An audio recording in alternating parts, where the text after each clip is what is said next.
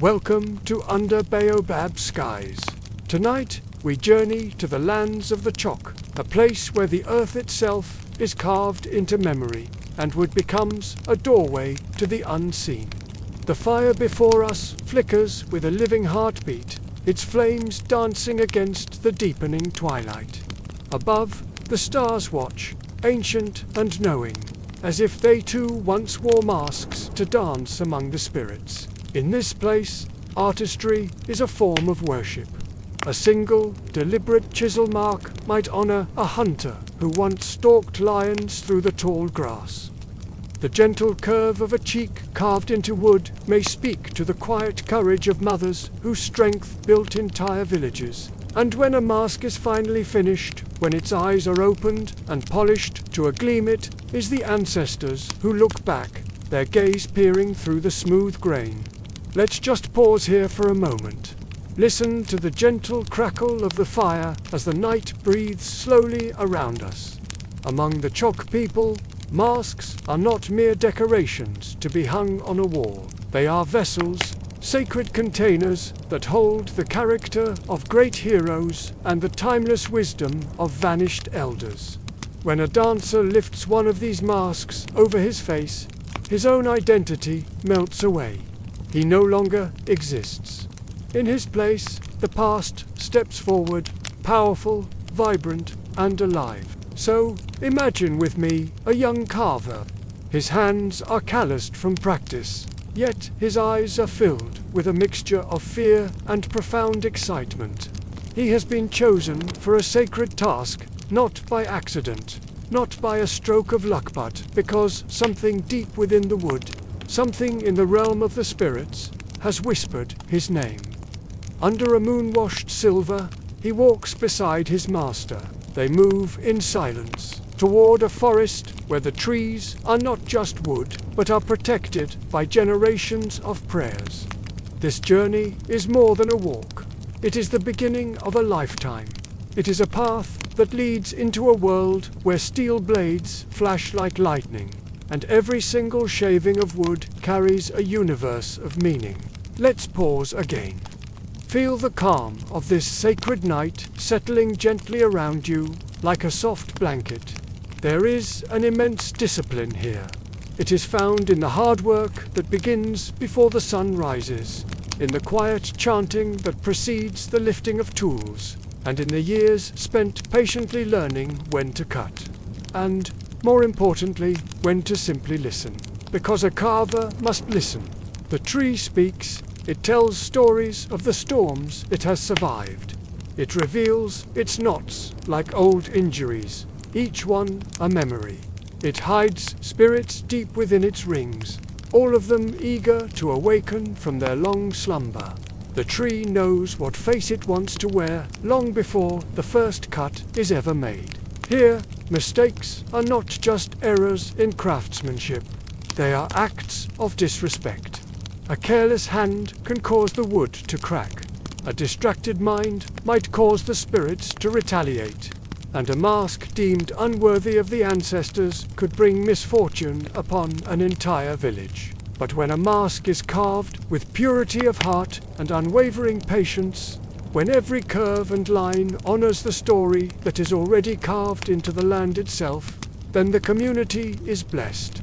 Children are protected from harm. The rains return to nourish the dry skies, and harmony dances once more between the realms of the living and the dead. Let's pause one more time. If you feel comfortable, close your eyes and feel the warmth of the fire on your skin. You are safe here. You are welcome here. This story asks nothing of you except your presence, your willingness to listen with an open heart. Soon we will begin our journey into the sacred forests. We will walk in the footsteps of the master and the apprentice. We will hear the wood grain begin to hum with ancestral voices. We will feel the sharp kiss of blades as they shape a soul from deep within the heart of the tree. Thank you for joining us. If you feel a connection to these stories, please consider subscribing and joining our community. You're listening to Under Baobab Skies. The story begins now. Have you ever wondered what it truly means to create something sacred? It's not just about skill or tools. For the Chok people of Angola, it begins with a conversation, a dialogue with the spirits of the forest. By the end of this journey with me, you'll understand why selecting the right wood is a sacred conversation with the ancestors, not a simple task of chopping down trees.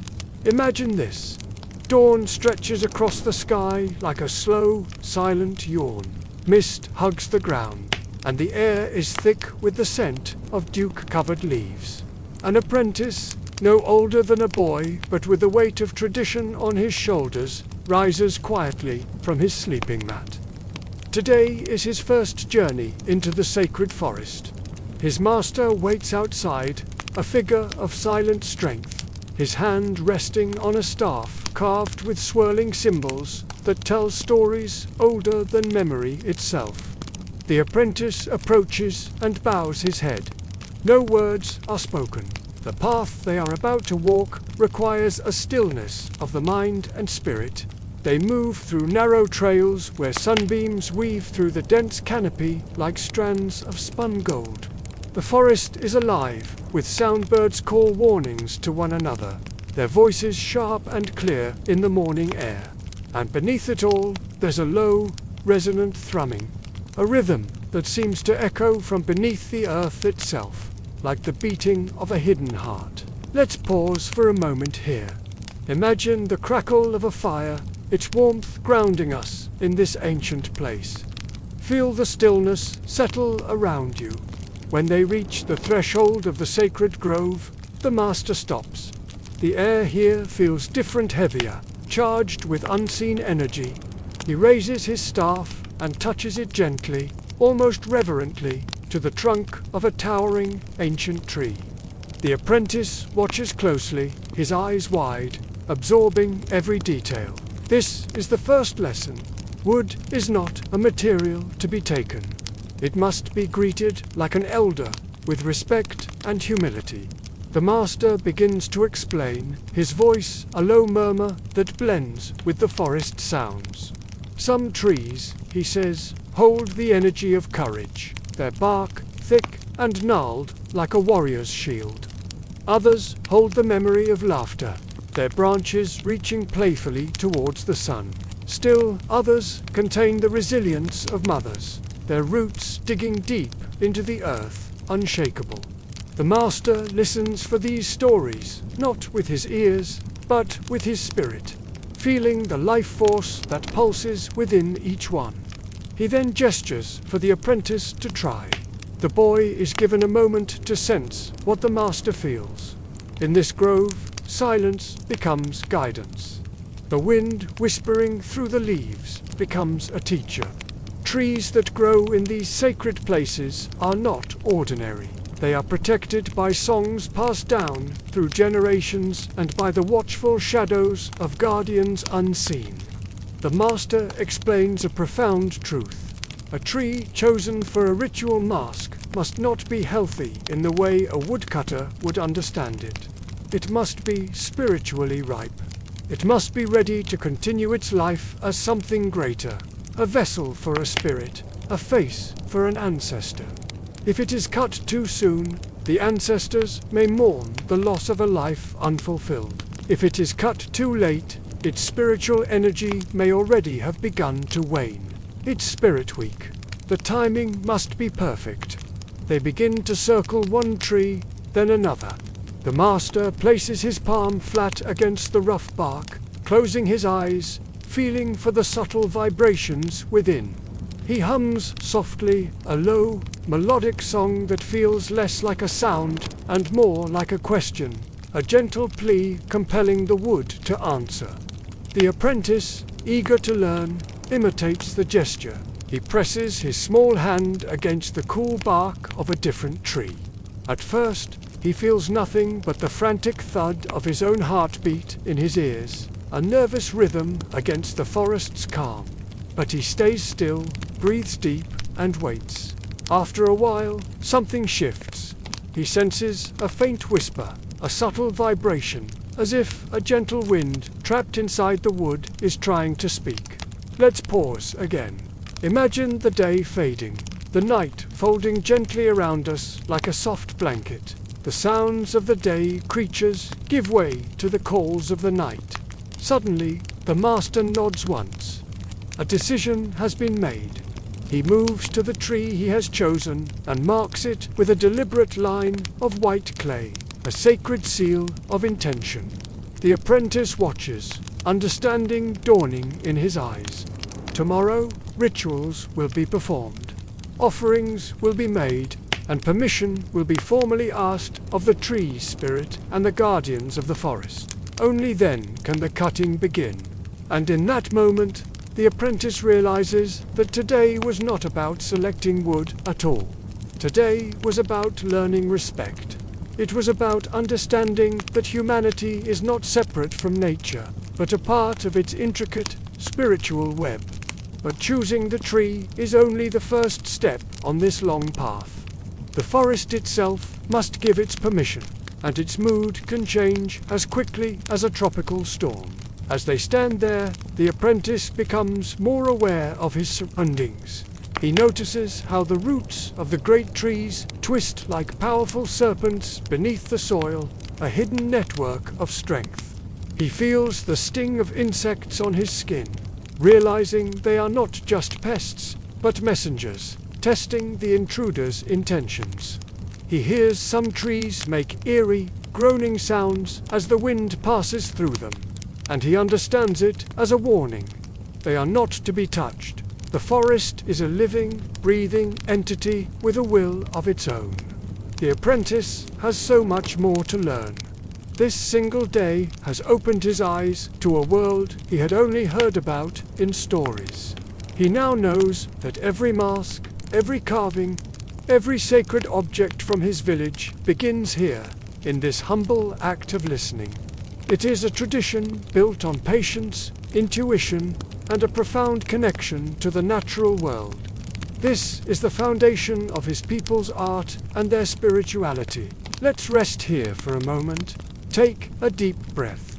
Breathe with the rhythm of the crackling fire as we prepare to continue the journey deeper into the forest, deeper into the heart of this ancient tradition. The story is far from over. The path back to the village seems different now. The apprentice walks with a newfound awareness. The rustle of every leaf, the shadow of every branch, holds a new meaning. He looks at his master, who walks with the same steady, silent pace, but the apprentice now understands the depth of that silence. It is not an absence of words, but a presence of deep listening. When they arrive back at the village as dusk settles, the master finally speaks. "The tree spoke to you," he says, not as a question, but as a statement. The apprentice simply nods, a feeling of awe and responsibility settling upon him. He understands that the whisper he heard was the beginning of his own conversation with the ancestors, a dialogue that will continue for the rest of his life. This sacred process ensures that the spirit of the tree is not destroyed but transformed. The wood is not dead material. It is a vessel, ready to be given a new face, a new voice, a new purpose. It will dance in rituals, it will speak for the ancestors, and it will teach future generations the very lesson the apprentice learned today, that everything is connected, and everything has a spirit. And that is a truth that resonates far beyond the forests of Angola, speaking to a universal human need to find the sacred in the world around us. The dawn arrives in quiet streaks, brushing the forest with soft amber light. Mist curls around the low branches, a silent breath carrying the memories of every tree that has ever been touched by the hands of a Chokwe carver. I follow closely behind the master. He walks with the ease of one who has heard the whispers of the ancestors in every leaf, in every crack of bark, in every sap-filled vein. The forest is alive, not in the way a human town hums with gossip, but with a more delicate rhythm, breathing, listening consciousness. Each tree has a story. Some hum with ancestral laughter, Others sigh with forgotten sorrow, and a few whisper warnings, sharp as a thorn. I'm learning quickly that the forest itself is a teacher, and patience is its language. The master stops beside a tree that leans slightly toward the river, its roots tangled like the arms of old storytellers. He rests a hand against its bark. I mimic the gesture, pressing my palm lightly against the rough surface, feeling its ancient, living texture. "Do you hear it?" the master asks, his voice low and steady, almost a part of the forest's own hum. I close my eyes. At first, there is nothing but the wind rustling the canopy high above. Then, a murmur rises, faint but persistent, as if the tree itself were trying to speak through centuries of silence. It is not words, not in any tongue known to the living, but a pattern of vibration, a rhythm that resonates with the pulse of life and death, a deep thrumming that seems to travel up my arm and into my chest. The master nods, a silent approval in his eyes. He whispers, "This one carries voices. Listen, and it may tell you who it wishes to honor." I bow my head, feeling the weight of expectation settle into my shoulders. This is the first, most crucial lesson. Selecting wood is not taking from the forest. It is answering a call. The fire crackles gently, a companion in the deepening twilight. The story of the wood winds its way through the branches of our minds, just as the forest exhales its secrets all around us. The master explains that some trees are vessels, carrying messages from ancestors long past. He tells me a tree may tremble slightly when a spirit is near, or its leaves may shiver even when the air is perfectly still. It is my task, as an apprentice, to recognize these signs, to feel the conversation that takes place beyond human speech in the silent language of the spirit world. The forest does not lie, the master says, his gaze fixed on a distant, shadowed grove. But you must learn to hear before it speaks. The tree chooses its carver, not the other way round. To force it is to invite misfortune. Each step we take through the forest is deliberate, a lesson in itself. The master points to subtle markings that I would have otherwise missed, a knot shaped like a knowing eye, the curve of a branch that suggests a hidden face, waiting to be revealed, the texture of bark that seems to resonate with the memory of past ceremonies. I am being taught to read these signs like pages in a sacred book, to see not only what is visible, but what is remembered in the very fibers of the tree. Sometimes the forest falls completely silent, holding its breath. At other times it hums so loudly that my own heartbeat must quiet itself just to hear the whisper beneath the noise. The master shows me how to give back. He places small offerings at the base of a significant tree, a few crushed leaves, a vibrant feather, and a small, crudely carved figure he carries in his pouch. This is not ritual for the sake of ritual. It is an acknowledgement, a sign of respect, a way of saying that every tree, every spirit, deserves to be honored before its wood may be touched by a carver's tool. An ancestor may guide your hand or warn it, the master says, his voice a solemn reminder of the responsibility I carry. You must be ready to listen to both. Hours pass in this state of quiet observation. My senses begin to sharpen, to perceive the subtle shifts in the environment. The smell of damp earth signals hidden, sprawling roots. The warmth of sap felt through the bark warns of a vibrant, powerful life force within. The sound of creaking branches speaks not of weakness, but of ancient patience, of enduring countless seasons. The forest remains still around us, yet the presence of unseen listeners is palpable in every lengthening shadow in the space between the leaves. Selecting wood, I am learning, is not a task for the impatient or the proud. The master demonstrates how to gently touch a tree along its trunk, not just with the hands, but with the spirit. He feels for hidden hollows, listens for resonance, for the unique song each tree sings.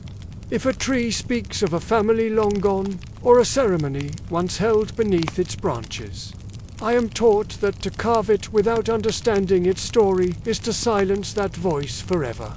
It is an act of profound disrespect. I begin to practice this daily.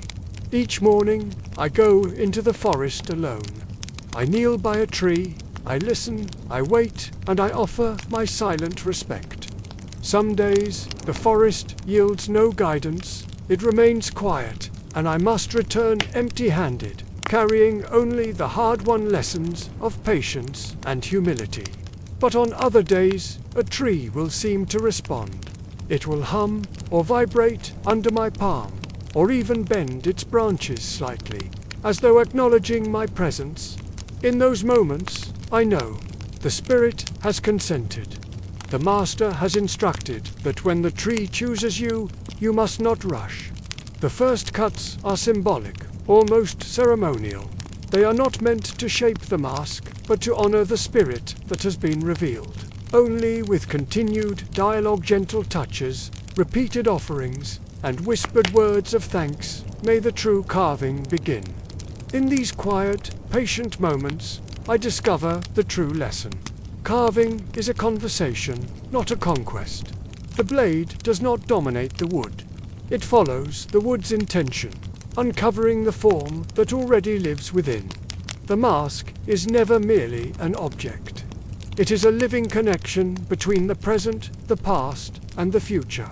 By listening deeply, day after day, I begin to perceive patterns, not just in individual trees, but across the entire forest. One tree's echo may match another's miles away, forming a hidden network of ancestral voices that stretches across the land. These networks are what guide the master, and now me, in selecting the right wood for ceremonies that will honor our ancestors and protect the living. The forest seems to breathe as one a living, breathing archive of memory, waiting patiently for hands that know how to hear its stories. Through this patient observation, I gradually internalize the forest's rhythm. It becomes a part of me. I start to notice which trees prefer to be carved in silence, which ones seem to respond to song, and which require specific offerings to awaken their spirits fully. Every day is a dialogue. Every tree becomes a teacher. Every walk through the forest becomes a rehearsal in humility. Finally, the master explains the ultimate consequence of this process. The choice of wood will determine the spirit the mask carries. A tree's whisper may ask for a face of courage, to inspire a warrior, a face of sorrow, to mourn a great loss, a face of joy, to celebrate a harvest, or a face of warning, to alert the community to danger. I realize then that mistakes in this craft are not just physical, they are spiritual. A misheard whisper, an impatient cut, can disrupt a ceremony, offend a spirit, or mislead the entire community. The forest, he reminds me, does not forgive negligence. As the day fades, the forest settles into its evening hush. I am weary, but my mind is more attentive than ever. I reflect on every whisper I thought I heard, every shift of the air against my skin, every pulse I felt in the bark I touched. I understand now, in my bones, that selecting wood is an act of profound listening, a practice of deep patience, and a sacred covenant with the unseen world.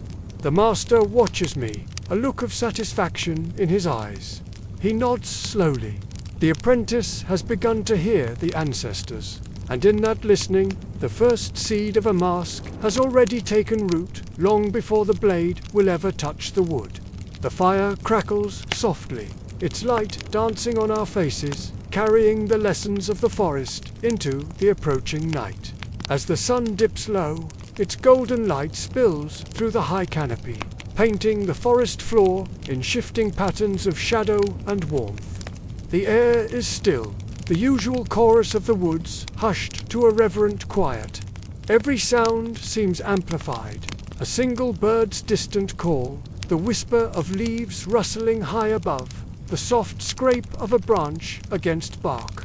Here, kneeling before a carefully chosen log, is the apprentice. The wood surface is rough, yet it thrums with a life force, a spirit nurtured over centuries. Today, he will make the first strike. The master crouches beside him, his presence a steady anchor in the profound silence. His hand hovers above the wood, a gesture of guidance, never of control.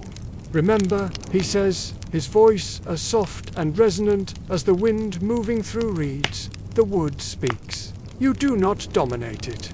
You respond. Every cut you make is a question, and every sliver you shave away is its answer.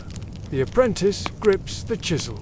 His hands are steady, yet a fine tremor runs through them, a mix of reverence and anticipation. He can feel the grain under his palm, the subtle curves, the silent song locked within the fibers. His first strike is tentative, almost a hesitant inquiry. The chisel bites softly into the surface, raising a fine, delicate curl of wood that smells of earth and time.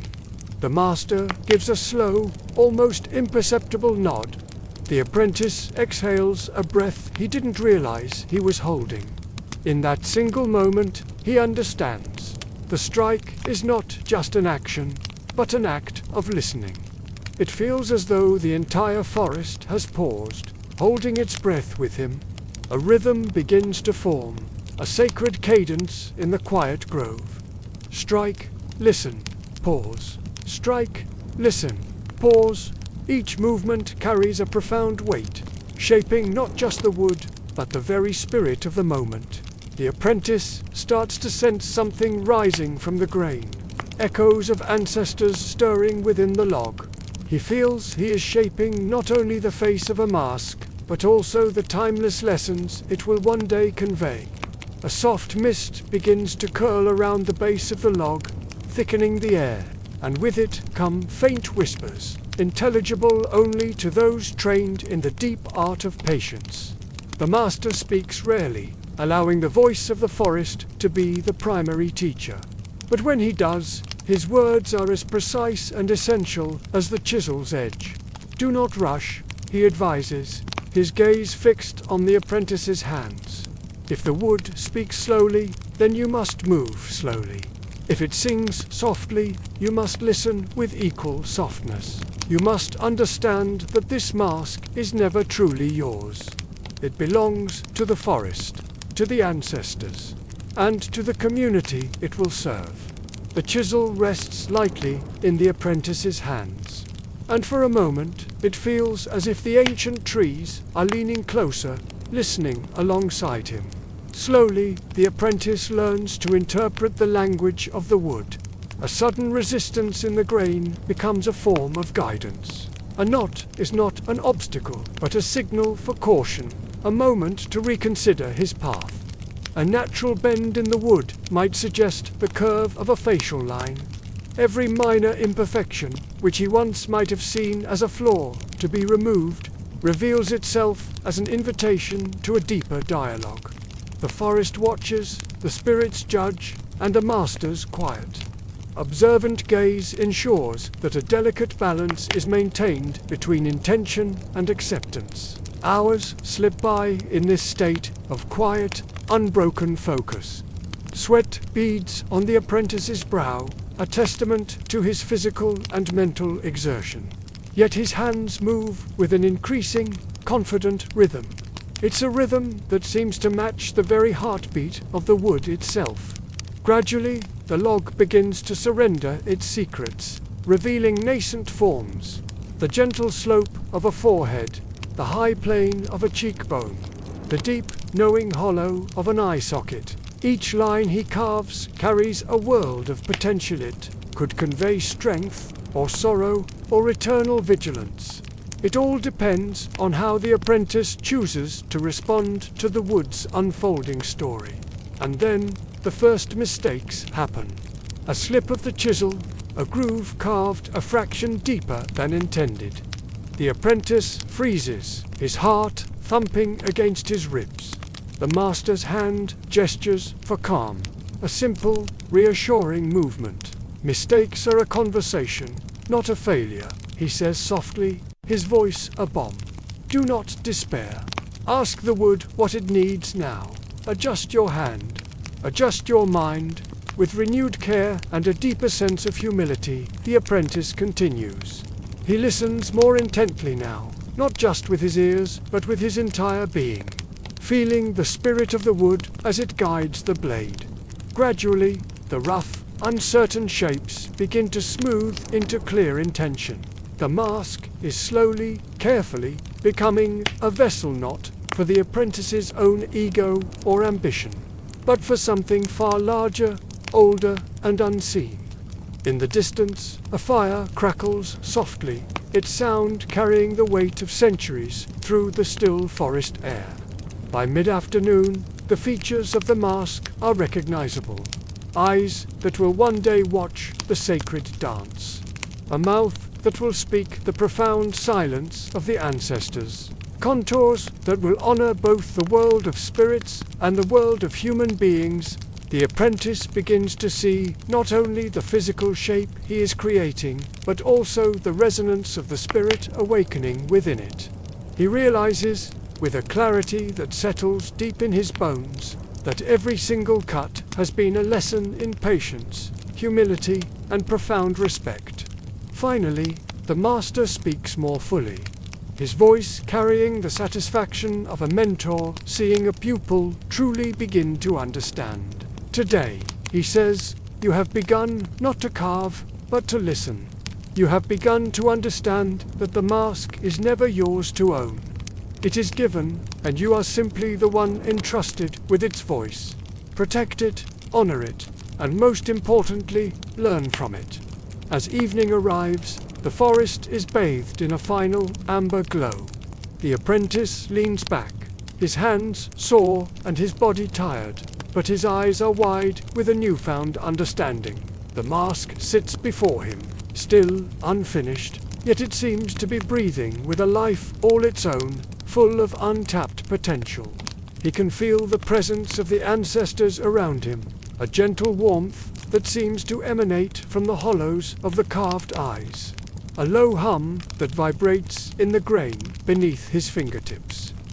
The fire crackles gently as night descends, carrying the weight of the day's lessons into the hush of the approaching darkness. This first day of carving has taught him far more than mere technique. It has taught him the art of dialogue. Each cut was a question posed to the ancient wood. Each response from the grain, every resistance, every smooth glide was a whisper of history, a word of caution, a piece of guidance, or a quiet blessing. The apprentice now understands that true carving requires a deep stillness, an unwavering attentiveness, and a heart that is completely open. This mask will live long after he is gone, but today, on this day, he has been initiated into the sacred language of the wood. The master places a hand lightly on the apprentice's shoulder, a gesture of both approval and closure. "Rest now," he says, his voice warm. Tomorrow, the conversation continues. As the first light of dawn spills over the horizon, the apprentices gather. They move towards the central courtyard, a space still cloaked in the cool morning mist. This mist drifts across the earthen floor, curling round the wooden poles of the low huts like the gentle fingers of an unseen hand. Here, in this liminal space between night and day, the elders await. Their eyes are steady, their hands rested on carved staffs or folded carefully across intricately embroidered cloths. Their presence is a quiet anchor-com, yet undeniably commanding. There's a silent power in their stillness that fills the courtyard. Each apprentice carries their mask, some still rough-hewn, others fully carved and smoothed. They are wrapped carefully in soft, protective cloth, held close to the body like a precious secret. They approach the elders in complete silence. Every step is measured, every movement intentional. They draw each breath slowly, consciously feeling the gentle rhythm of the village as it awakens around them. You can almost hear the whisper of the ancestors threading through the rising smoke from distant cooking fires. A timeless greeting to the new day. The atmosphere is thick with reverence, a palpable sense of something important about to unfold. The master of ceremonies finally breaks the silence, but his voice is low, precise, and meant only for the apprentices. He begins to instruct them in the ancient ways, the necessary preparations for what is to come. He speaks of cleansing rituals, of meditative breathing techniques designed to focus the mind, and of the proper stance to adopt when handling a sacred mask. The mask is not a tool, he says, his voice a low and resonant hum. It is a vessel. Every gesture you make with it, every touch, communicates either respect or disrespect to those who walked this path before you. Every motion must be conscious, deliberate, and above all, humble. Following his words, the apprentices begin their morning exercises. They move slowly, their bodies flowing through a series of deliberate motions, where each step becomes a form of meditation. Their hands trace the edges of their masks through the cloth, fingers brushing along the carved features, sensing every groove, every curve, as if learning a new language through touch. Some begin to chant softly, reciting phrases passed down through countless generations. These are not just words. They are invocations, summoning protection, focus, and a clarity of mind essential for the work ahead. The entire courtyard seems to exhale with them, the morning mist holding still, as if it too is attentive to this sacred preparation. Even the preparation of food is woven into this ritual of readiness. The elders prepare small, modest portions of millet and fresh fruits. This meal is not for sustenance alone. It is also an offering to the spirits who will witness the ceremony. Each apprentice receives their portion with careful instruction from an elder. Do not eat greedily. Do not speak hastily while you eat. Honor the energy that this food provides, for it sustains not just your body, but the ritual itself. This simple act is transformed into a moment of communion and respect. The apprentices sit in a circle, in contemplative silence, tasting each bite slowly. The flavors are earthy, subtle, and grounding, connecting them directly to the land, the nearby rivers, and the very ancestors who first taught the sacred language of the masks. Every action becomes a dialogue, a conversation with the earth beneath them, the air they breathe, and the lineage that courses through their veins. This is how they root themselves in their history and their purpose before they can attempt to channel it.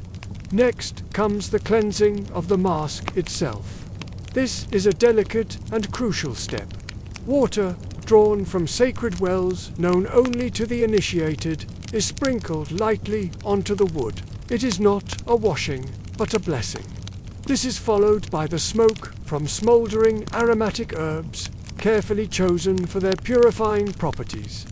The fragrant smoke curls upward, caressing the mask's features, carrying the prayers and intentions of the entire village towards the spirit world.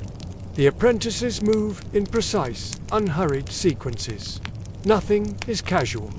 Each gesture honors the mask's spirit, a profound acknowledgement that it is not merely an object, but a living entity, alive with history, with expectation, and with an unseen presence. As the morning wanes and the sun climbs higher, the apprentices shift into a phase of silent observation. They watch the elders, absorbing lessons without a single word being spoken. They watch the intricate tying of ceremonial cloths, each knot and fold holding a specific meaning. They observe the preparation of wooden staffs and the quiet placement of small, protective charms around the ceremonial area. Each motion has a purpose, to invoke protection, to sharpen focus, or to extend an invitation to the spirits. If an apprentice makes a mistake in their own quiet preparations, an elder corrects it with a simple, silent gesture. In this community, the most profound lessons are taught by watching, by being present and attentive. Through this slow, immersive process, the apprentices begin to truly grasp the gravity of their upcoming performances. They come to understand that any ceremony is a complex conversational dialogue between the living and the ancestors, between the mask and the performer, between human intention and spiritual manifestation. Readiness, they learn, is not measured in hours of practice alone.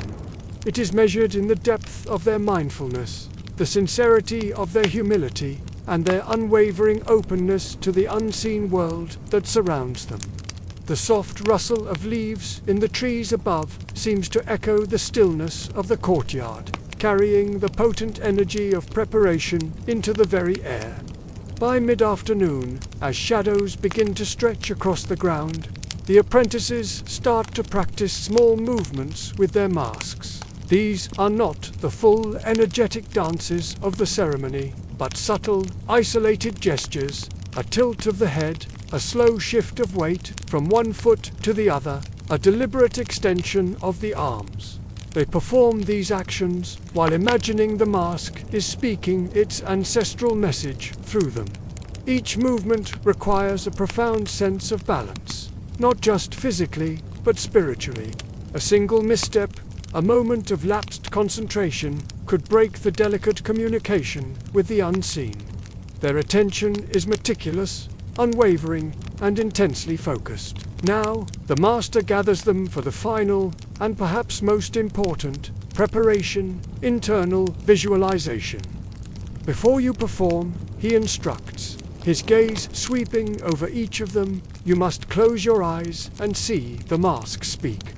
Hear its message in the silence of your mind. Feel the voice of your ancestors rising within you. Imagine the village watching, waiting, hoping, and most importantly, he concludes, his voice dropping to a near whisper. Remember that the mask carries more than history. It carries responsibility. Following his command, the apprentices closed their eyes, standing still with their masks held carefully in their hands. In the ensuing silence, the courtyard seems to expand.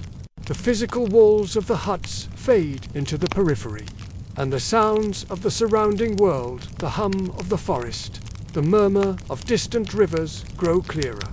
In this meditative state, each apprentice feels both the immense weight and the profound blessing of the task ahead. Their hands, which may have been tentative this morning, now hold the masks with a new confidence, a confidence born not of arrogance, but of deep humility and respect.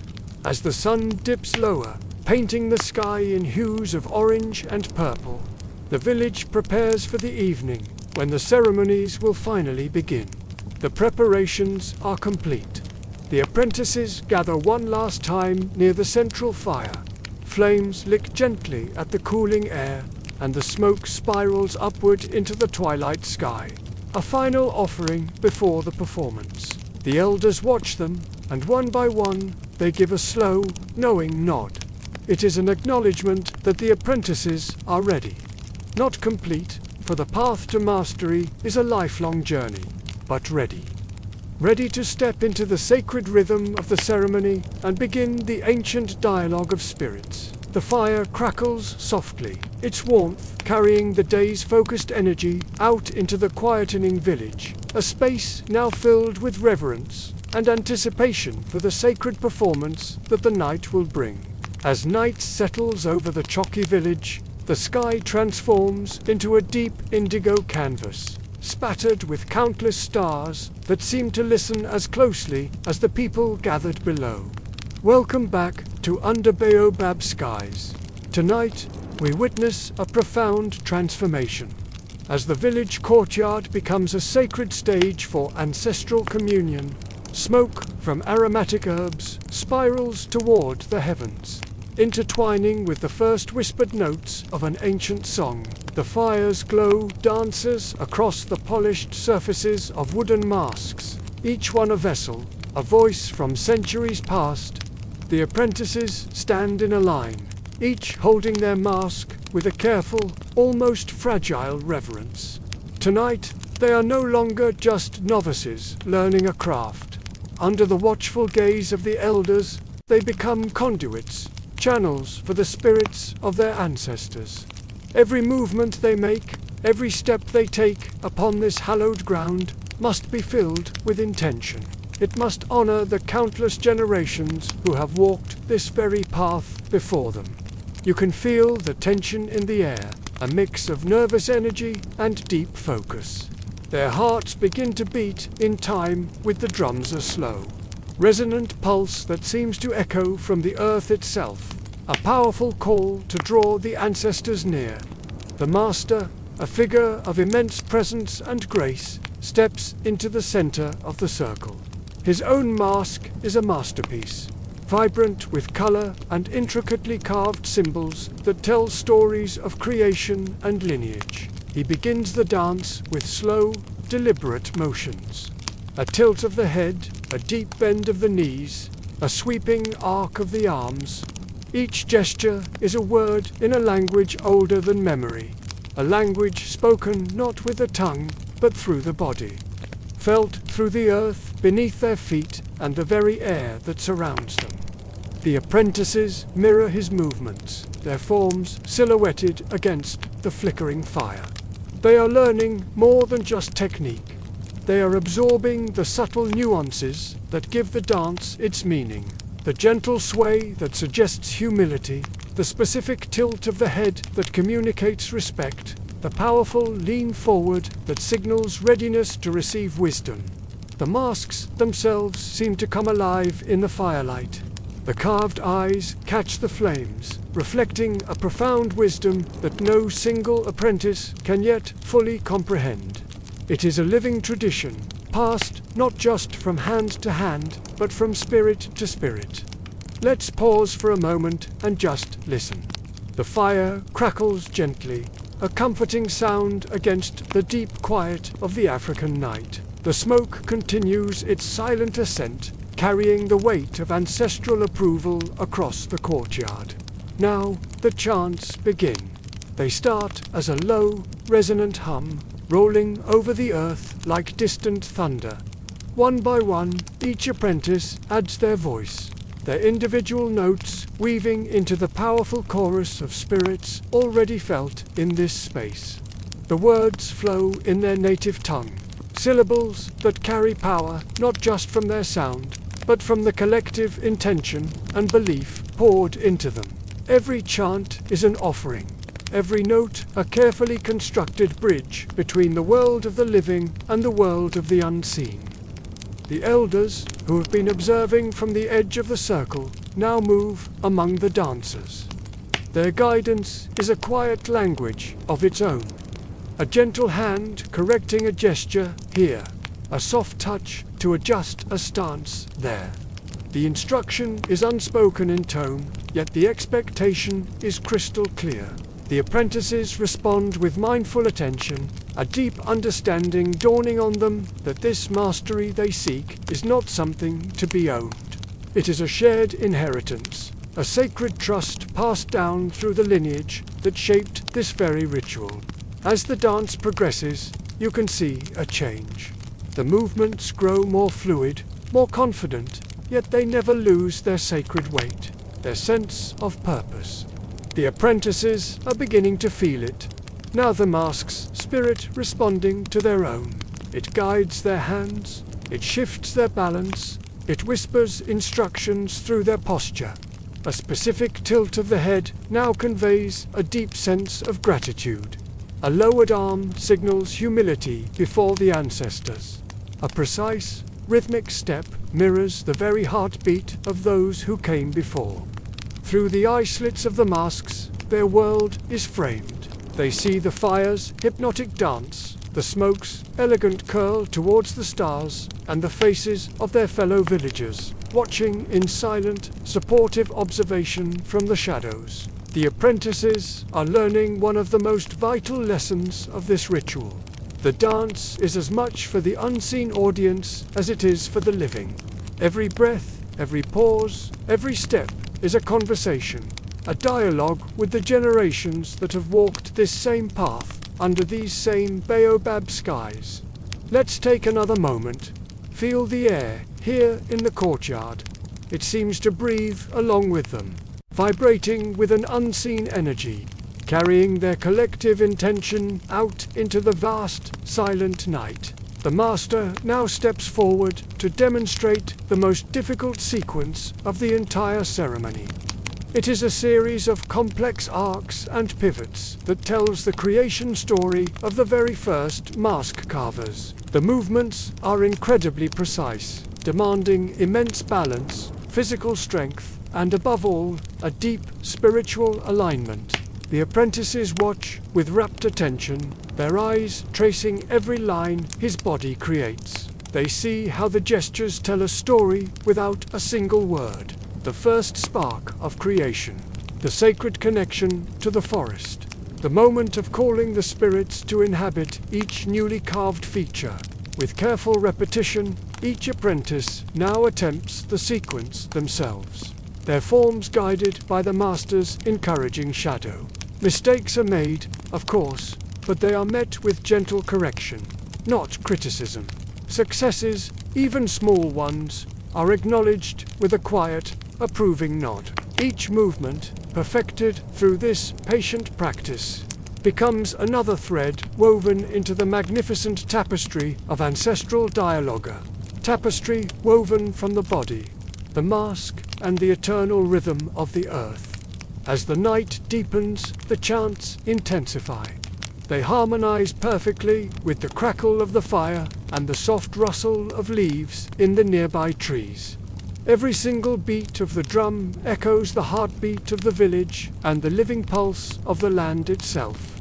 The masks, once just carved wood, now seem to speak with their own authority. Their expressions appear to shift and move subtly as the dancers guide them through the ancient stories. The villagers watching from the shadows feel the immense weight of the ritual, a profound sense of awe, reverence, and a deep, comforting connection to the lineage that continues to live and breathe through this powerful movement. The apprentices, though their bodies must be weary, find a new source of strength in the collective rhythm.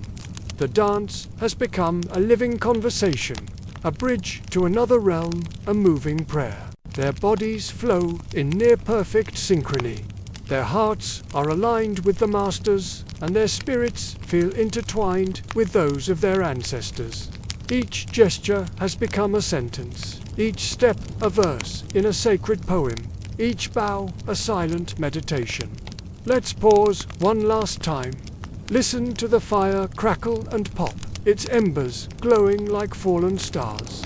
Look up at the sky, where the real stars gleam quietly, witnesses to this timeless ceremony. The smoke carries the night's sacred energy across the entire village, a blessing on the wind. By the time the first hint of dawn touches the horizon, the apprentices have completed the ceremony. They have moved through cycles of movement, intention, and profound spiritual dialogue.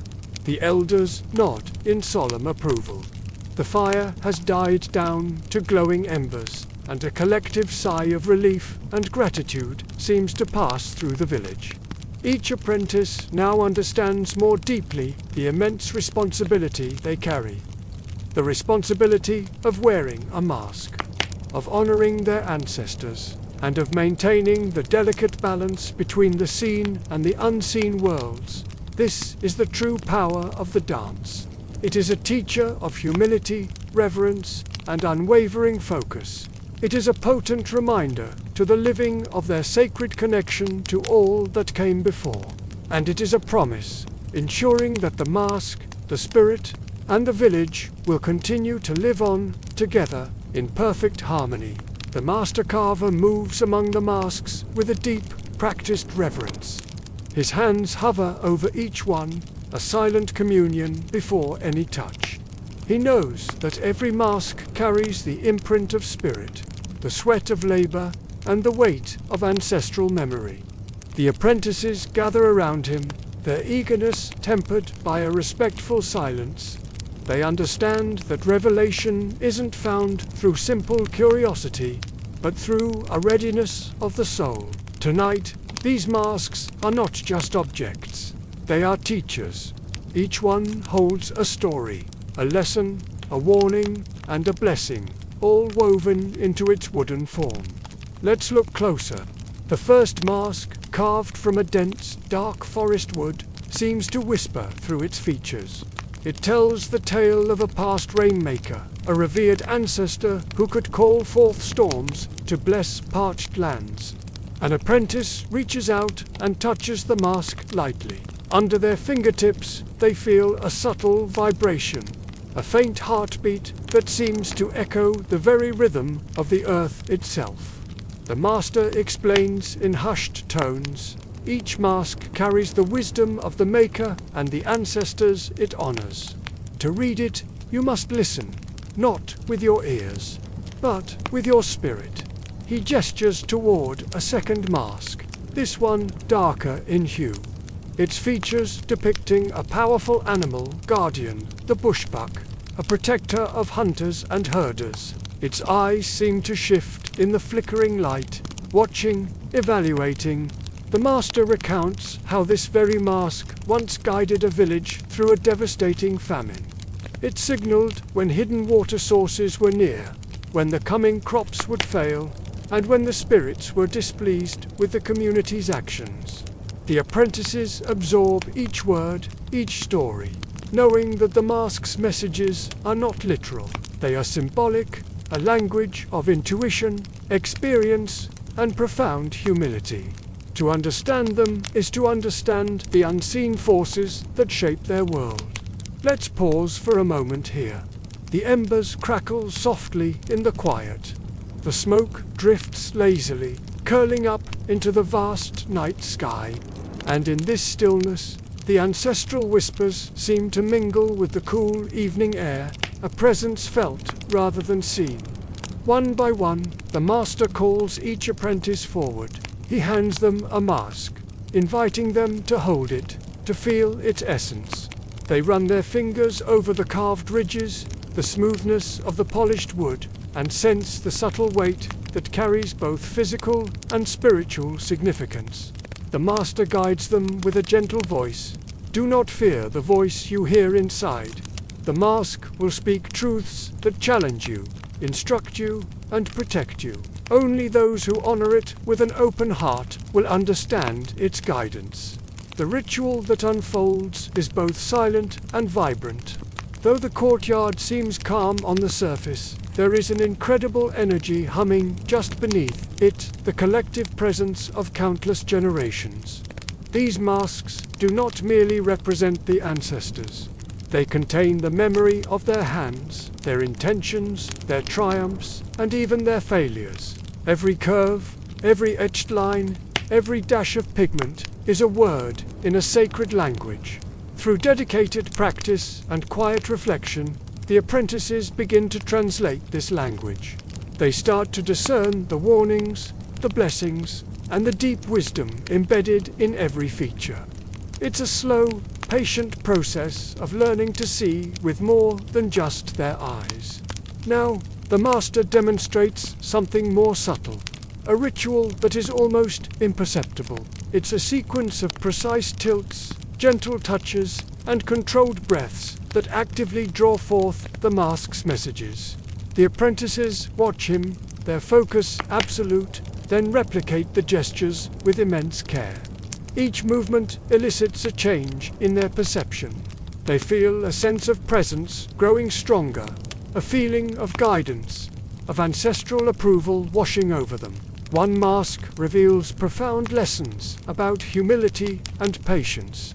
Another, held with a different sequence of movements, speaks of vigilance and the unwavering protection of the village.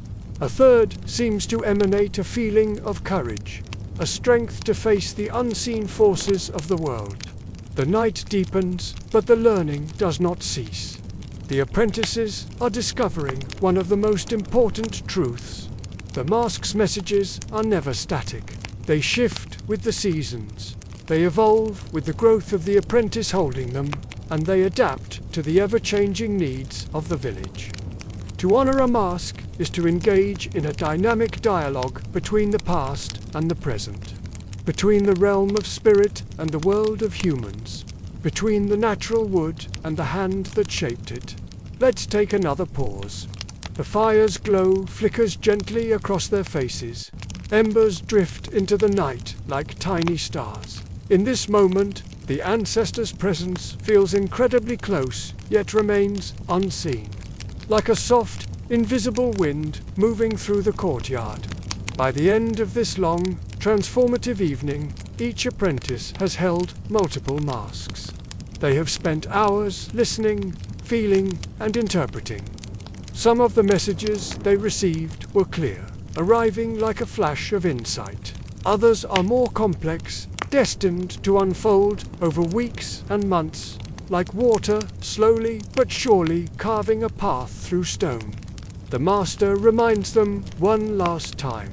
The masks teach what we cannot always see with our eyes. They guide us when words fail, and they protect us when our own strength falters. Respect their voice, and in doing so, you honor your entire lineage. The final part of the ritual begins as the first hints of dawn appear on the horizon. It involves placing the masks carefully back onto their woven mats, each one positioned to face the direction of the rising sun. This simple, powerful gesture symbolizes renewal, guidance, and the continuity of life and tradition. The apprentices kneel in a posture of deep gratitude, acknowledging both the ancestors who spoke through the wood and the immense labor that brought each sacred mask to life. The lessons of the night will linger long after the courtyard has fully quieted and the sun has risen. Each mask carries not only ancestral memory, but also the heavy weight of responsibility. The apprentices now understand that their craft is so much more than carving wood or performing rituals. It is a sacred stewardship. They are the keepers of a vital dialogue between the living and those who have come before. They carry forward the knowledge that will guide their community, solve its problems, and keep these precious traditions alive for generations yet to come.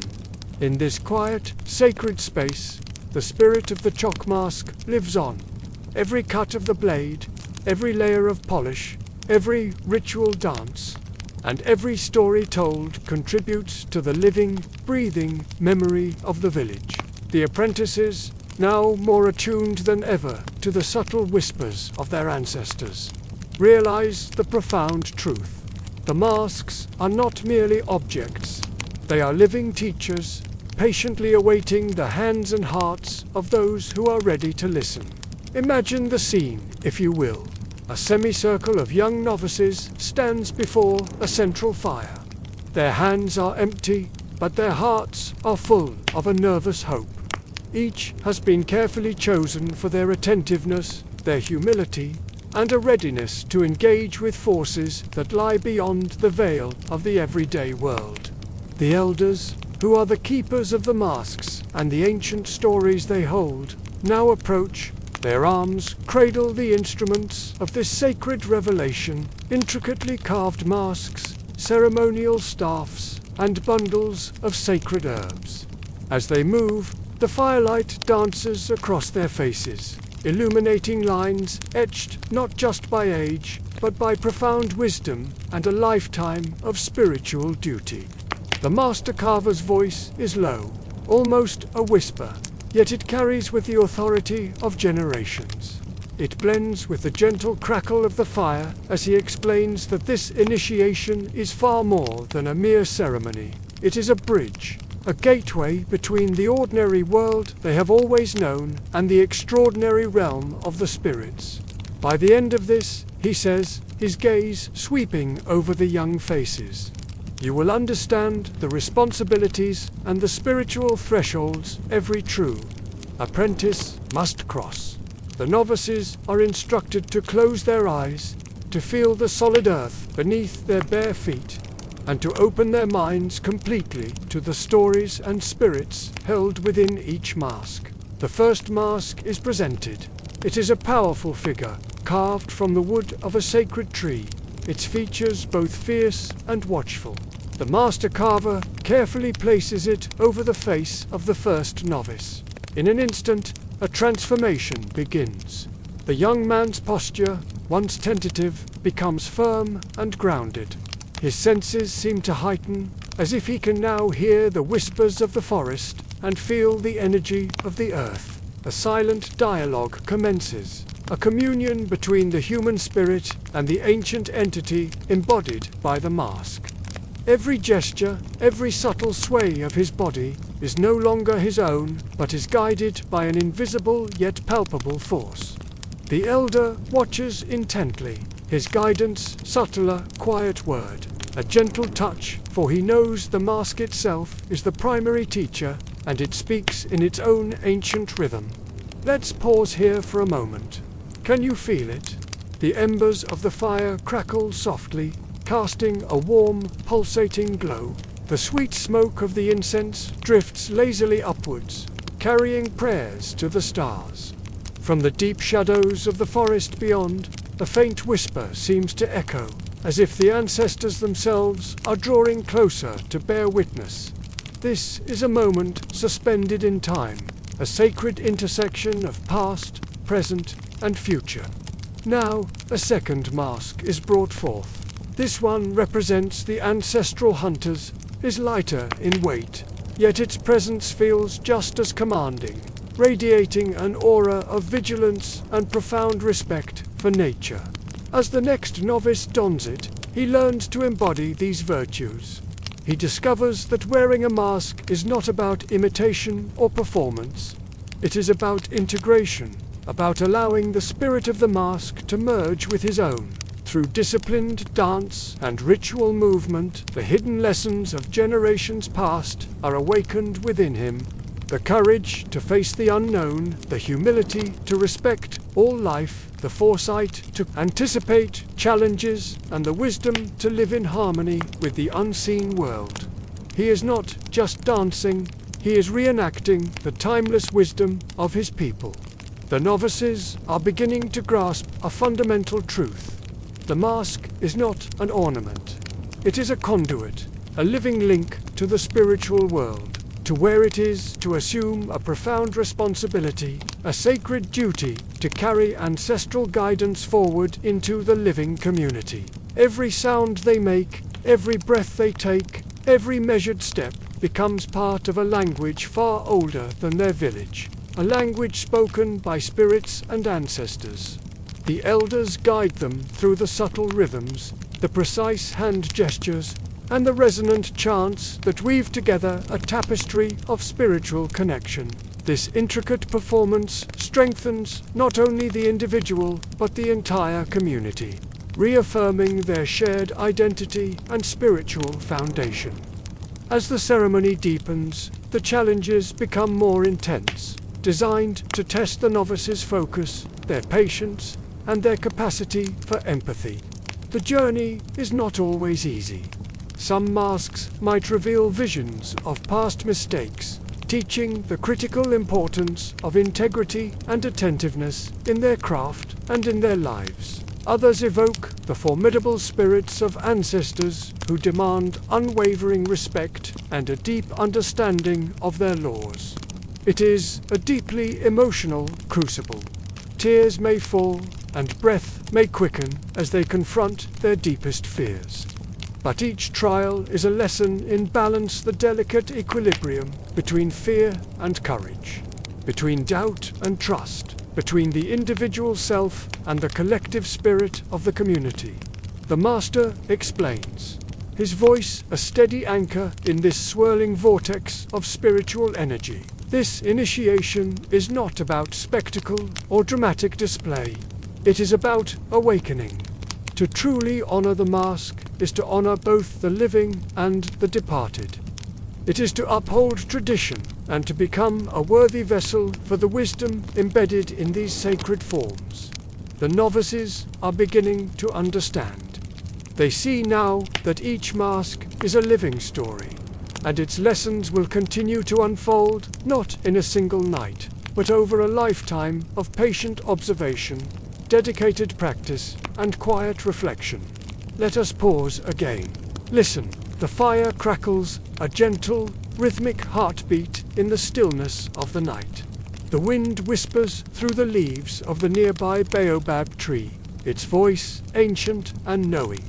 It feels as though the night itself is breathing with them, sharing in this sacred transformation. The boundary between the physical and the spiritual has all but dissolved. The ceremony now reaches its powerful culmination.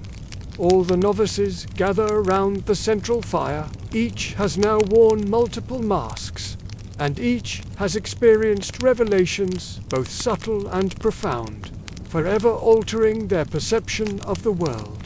The elders begin a soft, resonant chant, a rhythm that seems to rise from the earth itself, echoing the heartbeat of the ancestors and resonating in the very souls of the novices.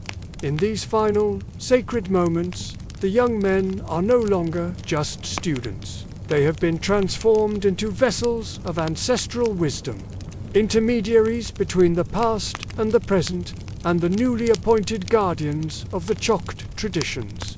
As the first hints of dawn begin to lighten the eastern sky, the masks are carefully removed and returned to their ceremonial mats. They are placed facing the rising sun, a powerful symbol of continuity, renewal, and the heavy responsibility that now rests upon the novice's shoulders. The elders then bless each young man, not just with words, but with their full presence, their focused attention, and a silent recognition of their readiness to carry this sacred knowledge forward. The apprenticeship has truly begun. By the end of this profound night, each apprentice understands that the masks are not objects to be treated lightly. They are living entities that demand respect, discipline, and profound humility. The lessons they have absorbed in the darkness, under the watchful eyes of their ancestors, will now guide them through the long years of their apprenticeship, shaping not only their craft as carvers, but more importantly, their character as men. As the night settles gently around them, it leaves a quiet, lingering presence of ancestral guidance, a spiritual force waiting to awaken whenever it is called upon, ensuring that the sacred traditions of the Chokwe will endure for generations to come. The master carver moves slowly, almost like a shadow, among the ancient trees. His hand trails lightly over the rough bark, his eyes scanning not just the surface, but deep into the grain. He explains that certain trees are chosen not for their strength or their perfect shape, but because they resonate with the spirits of carvers who came before. The apprentice kneels beside a towering mahogany, placing their hands on its base, feeling the steady, slow pulse of the forest floor beneath their fingertips. Every knot, every ring in the wood tells a story, a history of storms weathered, of seasons of growth, of life cycles intertwined with generations of human hands and hearts. The dialogue begins not with words, but with quiet, intense observation. The apprentice is taught to listen, not just with their ears, but with their entire being, their heart, and their spirit. A sudden rustle of leaves might be a sign of encouragement from the forest. A gust of wind that seems to come from nowhere could signify hesitation. The master instructs the novice to whisper their intentions to the tree, to ask for its guidance, and to promise that its sacrifice will be honored with care and respect. This isn't a harvest in the way we might think of it.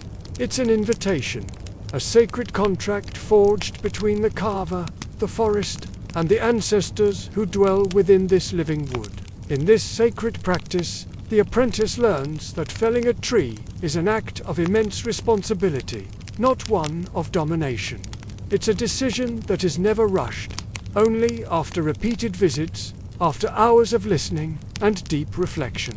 will the master finally approve a piece of timber for carving. The apprentice learns to feel the density, to read the patterns of the grain, and to sense the subtle energies flowing within the wood. They are beginning to understand that the character of the mask they will eventually create is already present, waiting within the essence of the chosen tree.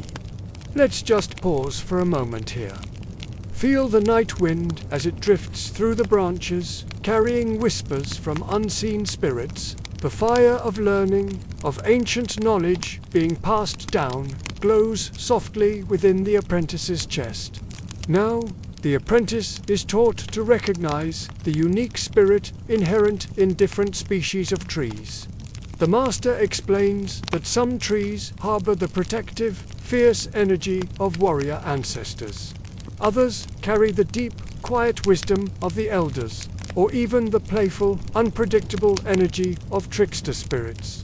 Therefore, selecting the wood is a dialogue that spans time. It connects the past, the present, and the future. The master places a heavy emphasis on patience. To force a selection, to rush this process, is to invite imbalance, disrespect, and even misfortune into the carving that will follow. The wood will not yield its true spirit if it is not approached with a patient and open heart. Before a single cut is made, a ritual must be performed.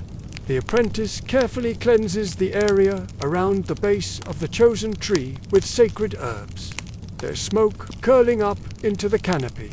They chant softly, a melody passed down through generations, and make a humble offering of water and earth back to the soil that nurtured the tree. As they do this, the forest itself seems to respond. The leaves shiver in a way that feels different from the wind. Birds stir in the branches above. A profound quiet, a feeling of approval, settles over the small clearing. The apprentice feels a distinct shift in the air. A subtle confirmation that the tree is ready to give its form for this sacred work. Once the timber is finally chosen and brought back to the workshop, the apprentice learns that it must be treated with ongoing reverence. Every piece is sacred. The shavings that fall from the blade are not discarded as waste. They are carefully collected and returned to the earth. The fine dust from sanding is scattered in prayer. Each cut is made deliberately, with focused thought and deep respect. The master explains how the grain itself becomes a guide for the carver's hand. A knot in the wood might signal a need for caution, a place to slow down. A gentle bend might suggest flexibility in the design. A perfectly straight grain might reflect honesty and directness. The wood is no longer just a material. It has become a teacher, a companion, and a spiritual witness to its own transformation. Through this process, the apprentice discovers that mistakes are not simply errors to be corrected. They are messages from the wood itself. A splinter that splits unexpectedly or a crack that suddenly appears might reveal a hidden tension. Perhaps it's a tension within the artisan themselves. A moment of frustration or impatience. Or perhaps it's a signal from the wood that the approach needs to change. The lesson becomes crystal clear. Patience, mindfulness, and a deep alignment with ancestral guidance are far more important than speed or the pursuit of superficial perfection. Let's pause again and just breathe. The forest exhales around them, and the quiet, steady rhythm of nature settles into the apprentice's own breathing, calming their mind and steadying their hand. As the days turn into weeks, the dialogue between the artisan and the timber deepens. It becomes more intimate, more intuitive. The apprentice begins to hear the faint voices of the ancestors, not as literal speech, but as powerful impressions. It might be a feeling of warmth spreading through their hands as they hold a tool, a flicker of a memory they can't quite place, or a gentle internal insistence to honor certain lines or shapes in the wood. Every carving session now begins with a quiet meditation. a silent conversation with the spirit dwelling within the wood. This ensures that the mask that is brought forth will be harmonious, a bridge between the human world and the ancestral realm. Through this profound practice, the apprentice finally understands that carving a mask is never a solitary act. It is a partnership with the past, a sacred conduit for wisdom, and a living safeguard for traditions that stretch back through time. The forest, the ancestors, and the carver are bound together in a timeless, intricate dance. Every decision, every cut of the knife, echoes across generations. The novice stands in the quiet moonlight, their hand resting on the half-formed mask, and feels the true magnitude of this bond, understanding that they are not just carving wood, they are keeping a culture, a spirit, and a history alive. The initiation begins not with words, but with profound, silent observation. Imagine a dimly lit ritual space, the air thick with the scent of burning herbs and the hum of unseen energies. The novice sits, a silent witness, as the master prepares the sacred area. Every item has its place.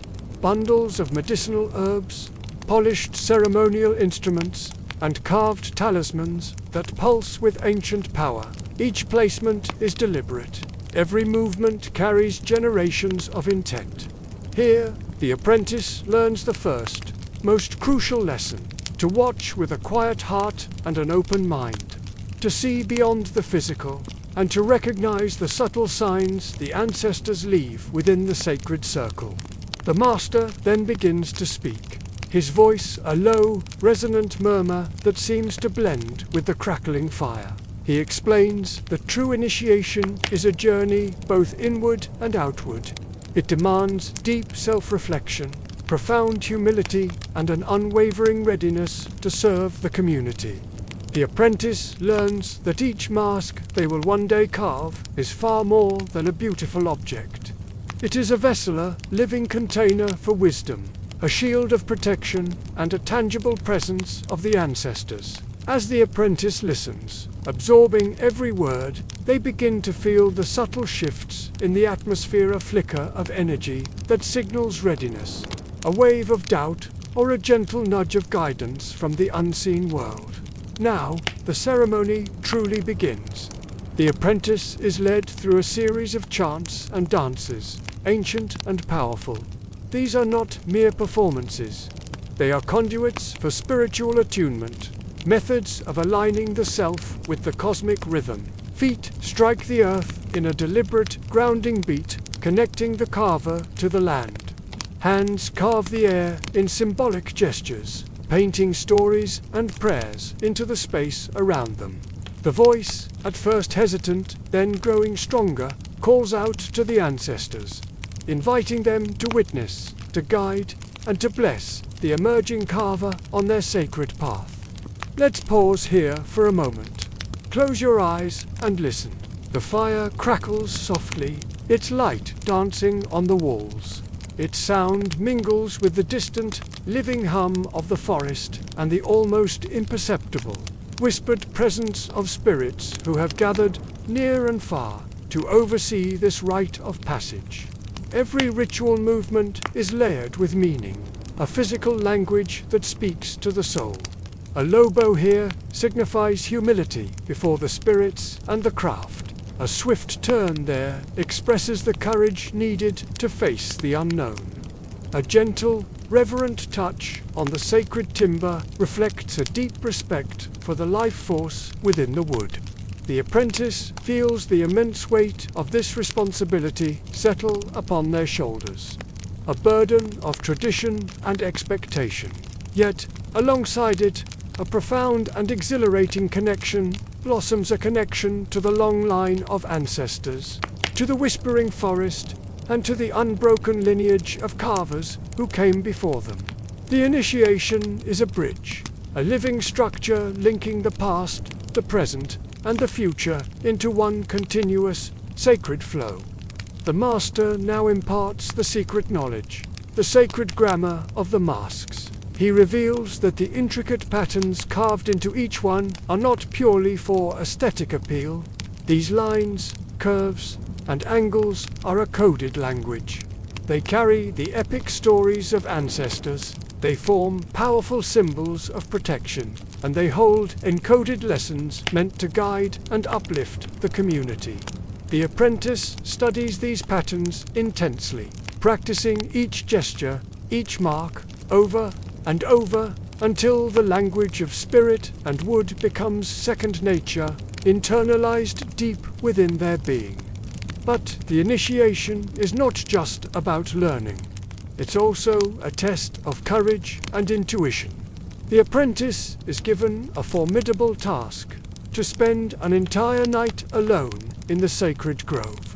Here, shielded only by the canopy of ancient trees, they must listen. Listen to the voices of the trees, the whispers of the ancestors on the wind, and the quiet, rhythmic pulse of the earth itself. As darkness deepens, fear inevitably rises. Shadows stretch and contort into menacing shapes, and strange, unknown noises echo through the dark. But these are not just tricks of the night.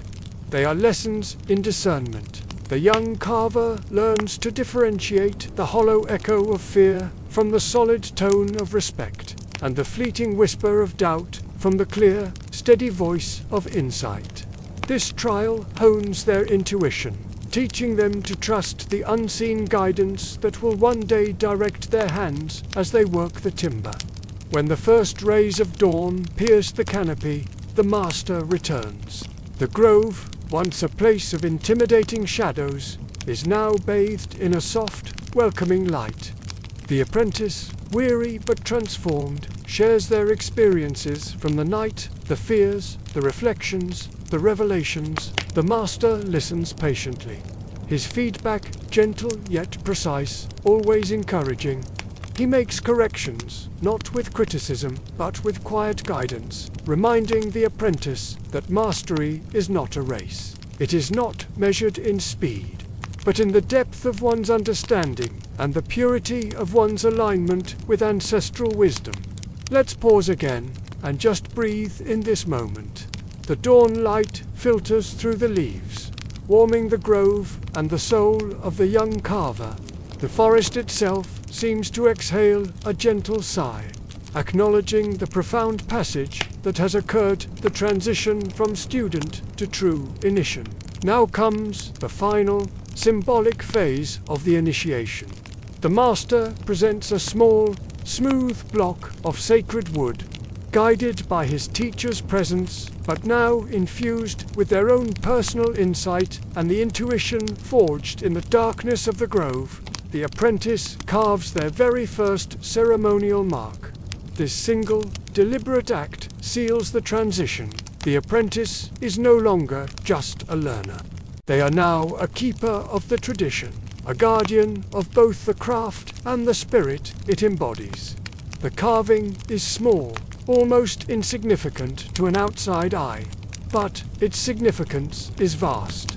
It is a tangible reminder that every mask they create from this day forward will carry immense weight, profound responsibility, and a deep, abiding reverence. As days turn into weeks, and weeks into months, the newly initiated Carver practices with unwavering diligence. They never forget the lessons of their initiation, that each mask is a living dialogue with the past, a conversation with the ancestors.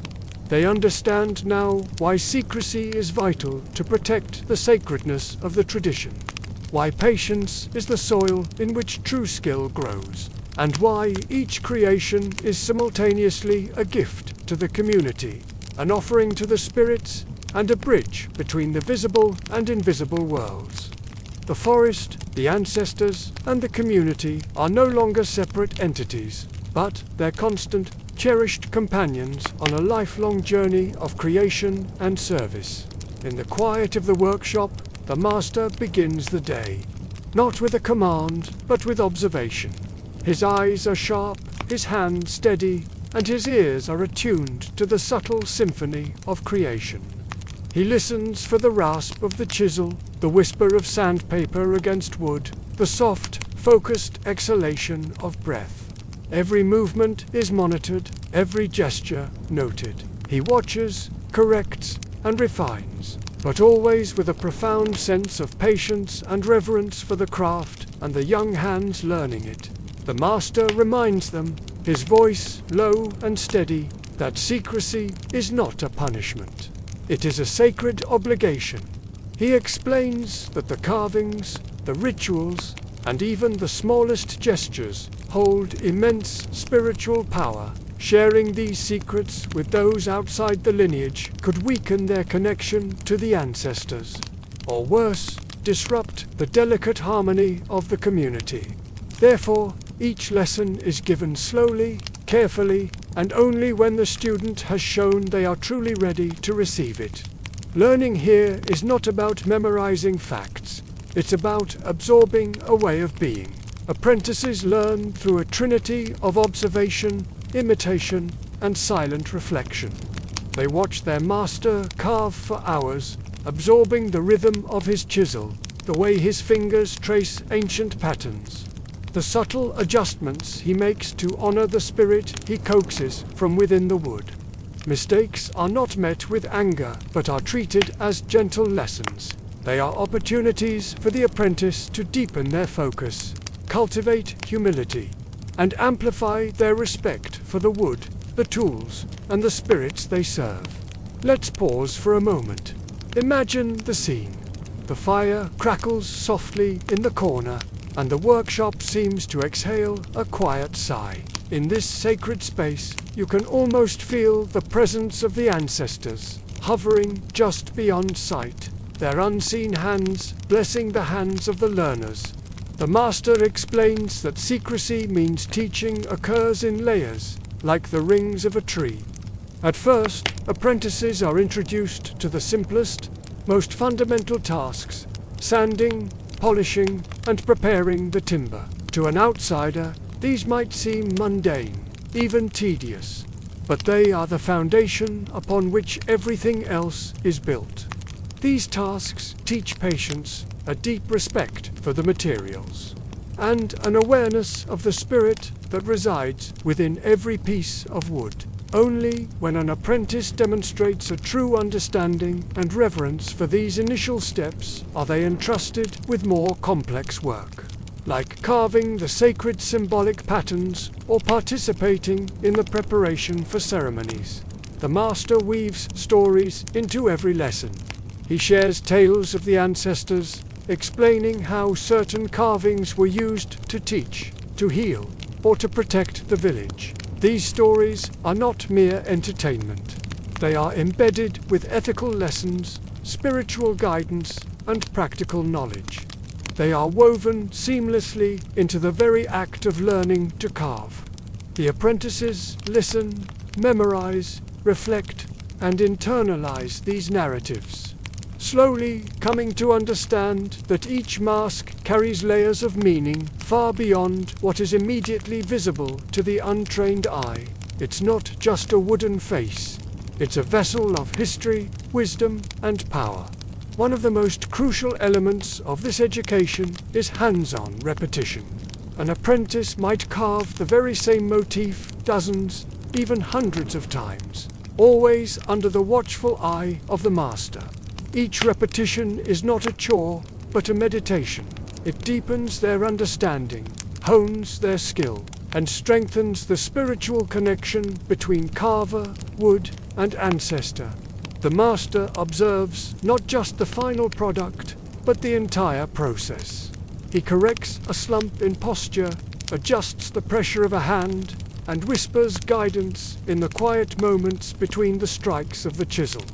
This is how muscle memory becomes soul memory. Let's pause again, close your eyes, and listen. The hum of insects just outside the workshop walls mingles with the quiet, rhythmic tap-tap of carving.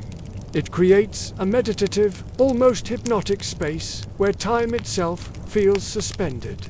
Here, learning is transformed from a task into a sacred act of devotion. As their skills develop, Apprentices are taught something that cannot be learned from a book: how to recognize the signs that a mask is ready to hold a spirit. This requires far more than technical skill.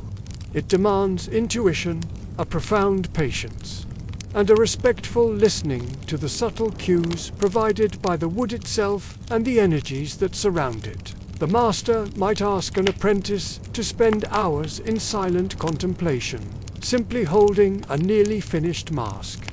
They are instructed to touch its carved surface, to listen to the wind rustling the trees outside, and to sense the flow of ancestral energy, to feel if the vessel is truly ready to be filled. The bond between master and apprentice is intimate, but it is also highly disciplined. Trust is the cornerstone of their relationship, for knowledge that is mishandled can cause great spiritual imbalance and harm. The master carefully gauges each apprentice's temperament, their attentiveness, and their respect for the ancient traditions. He tailors his lessons to cultivate not just skill, but a deep sense of responsibility and care. The secrecy that envelops this entire process is, in itself, a form of protection. It preserves the integrity of the craft and ensures that the sacred rituals retain their potency for generations to come. As the weeks turn into months and months into years, the apprentices gradually gain autonomy. They begin to carve more independently, though always under the master's supervision, practicing the delicate balance of precision, symbolism, and spiritual alignment. The feedback remains gentle but exacting, always emphasizing the harmony that must exist between technical skill and ancestral communication. Every single mask they create carries with it a fragment of the lineage, a whisper of the past, and a powerful promise for the future. It is a living continuation of a sacred trust. Let's pause one last time. Outside the workshop, the ancient baobab trees sway with a quiet, knowing authority. In the distance, the gentle murmur of the river serves as a constant reminder of the endless continuity of life and tradition.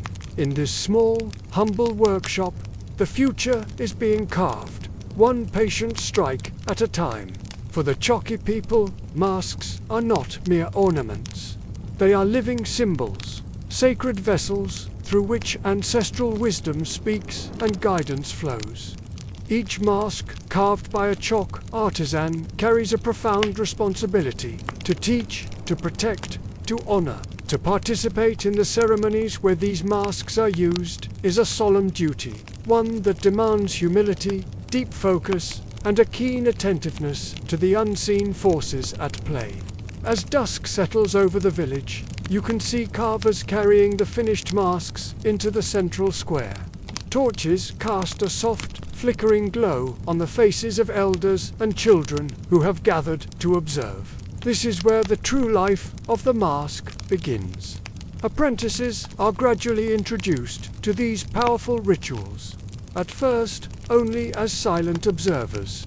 They learn the intricate choreography of movement, the hypnotic cadence of the chants, and the subtle gestures that communicate a deep reverence.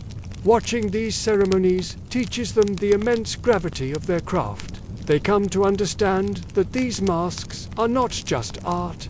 They are instruments of social cohesion, spiritual guidance, and ancestral memory. The rituals themselves begin long before the masks are ever worn. The preparation is a ceremony in its own right. There are preparatory chants that fill the air, the sacred blessing of the wood before it's even touched by a blade, and offerings made to the ancestors to seek their favor. Apprentices watch their master perform these rites with incredible precision and devotion. They note the way his breath, his posture, and his gaze are all perfectly aligned with his intention. Every motion is a language, every single gesture a communication with forces beyond our tangible world. Let's just pause for a moment and imagine this. The flicker of firelight dances across the faces of the community and the masks alike. The air itself feels dense, thick with an unseen presence, as if the ancestors themselves are leaning in close, listening and waiting to be heard. During these ceremonies, the master may call upon his apprentices to assist. Their tasks are often humble but absolutely essential. They might be asked to arrange the masks in a specific order, tend to the ritual fires, prepare sacred water for blessings, or guide participants through the flow of the event. Each task, no matter how small it seems, is infused with significance. Through this, the apprentice learns that their responsibility extends far beyond the act of carving. It encompasses the spiritual well-being of the entire community, the integrity of the ritual itself, and the sacred duty of protecting tradition. The social stakes of these rituals are immense. A single misstep, a moment of distraction, could disrupt the energy of the entire ceremony. It could offend the spirits or diminish the mask's power to convey its intended message. This understanding instills in the apprentice a profound sense of accountability. They realize they are not simply learning a craft. They are becoming guardians of ancestral voices. They are mediators between the seen and the unseen worlds, responsible for maintaining the delicate harmony within their community. Apprentices are taught to approach every ritual with complete mindfulness, unwavering attentiveness, and the deepest respect. They learn to watch for the most subtle cues, the rise and fall of the chanting voices, the exact positioning of the masks and the participants, the precise timing of the dances. Each element is interconnected, woven together into a delicate web that sustains the spiritual equilibrium of the community. Let's take another moment here. Imagine the rhythm of the drums and the whisper of voices blending with the natural hum of the night. It creates a space where time feels suspended, where all your senses are heightened and your awareness becomes incredibly sharp. Central to the responsibility of a masked carver is the concept of reciprocity. The ancestors provide guidance, insight, and protection, but this is not given freely. It is offered only when they are approached with sincerity, respect, and unwavering dedication. Apprentices learn that achieving mastery is not just a technical achievement. It is a spiritual covenant. The masks they create must serve, uplift, and honor both the living community and the departed ancestors. The master emphasizes the discipline required for this sacred work. Preparation for rituals can be intense, often involving fasting, long periods of meditation, and even isolation to attune oneself with the spiritual forces they seek to connect with. Apprentices witness and sometimes participate in these preparatory practices. They come to understand that spiritual readiness is just as essential, if not more so, than technical skill. Each ceremony is both a test and a blessing. It reveals the depth of the apprentice's dedication and showcases the strength of the lineage they are now a part of. As apprentices grow in experience and understanding, they may be invited to take on more significant roles during the rituals. They might assist in guiding new initiates, formally presenting masks to the elders, or even performing specific ceremonial gestures themselves. But their actions, always, are under the watchful eye of the master. His guidance ensures that respect, timing, and spiritual alignment are never, ever compromised. Through this deep immersion in ritual, apprentices internalize the dual responsibility of their social and spiritual duty. They understand that every mask they carve carries not only the skill of their hands, but also the weight of communal trust, the depth of ancestral memory, and the burden of ethical stewardship. A well-executed ritual is a direct reflection of the discipline, the reverence, and the profound understanding that has been cultivated over many years of apprenticeship. Let's just pause one last time. Imagine the scent of the earth and burning incense mingling in the air. A soft breeze carries the distant calls of nocturnal animals, a quiet, natural accompaniment to these sacred proceedings. This is the world of the Chokwe Carver, a world where art, spirit, and community are one. In the world of the Chok people, masks are never just ornaments. They are living symbols, vessels brimming with ancestral wisdom, conduits through which guidance flows from one generation to the next. For the artisan who carves them, each mask carries a sacred responsibility to teach, to protect, and to honor. To participate in the ceremonies where these masks come alive is a solemn duty, one that demands humility, intense focus, and a deep attentiveness to the unseen forces that shape their world.